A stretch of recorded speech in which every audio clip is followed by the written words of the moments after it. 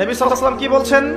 জুমার দিন সকাল সকাল গোসল করে কেউ যদি উত্তম কাপড় পরে সুগন্ধি ব্যবহার করে সকাল সকাল মসজিদে প্রবেশ করে এবং ইমামের কাছাকাছি বসে পড়ে, বসে খুতবা শুনতে থাকে, কাউকে কষ্ট দেয় না।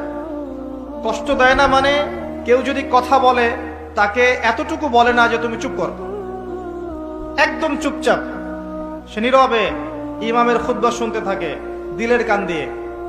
এরপর ইমামের সাথে 2 রাকাত নামাজ পড়ে, ফরজ নামাজ। নবী করিম সাল্লাল্লাহু আলাইহি ওয়াসাল্লাম বলছেন, এই ব্যক্তির আমলনামায় প্রত্যেক যে পদক্ষেপ ফেলে সে মসজিদে এসেছে, প্রত্যেক পদক্ষেপের বিনিময়ে 1 বছরের নফল রোজা আর 1 বছরের নফল নামাজের নেকি দেয়া হবে। ছোট্ট একটা কাজ এই জুমার দিনে করেন, আপনি প্রত্যেক পদক্ষেপে হাজার হাজার বছর ইবাদতের নেকি পাচ্ছেন। আল্লাহ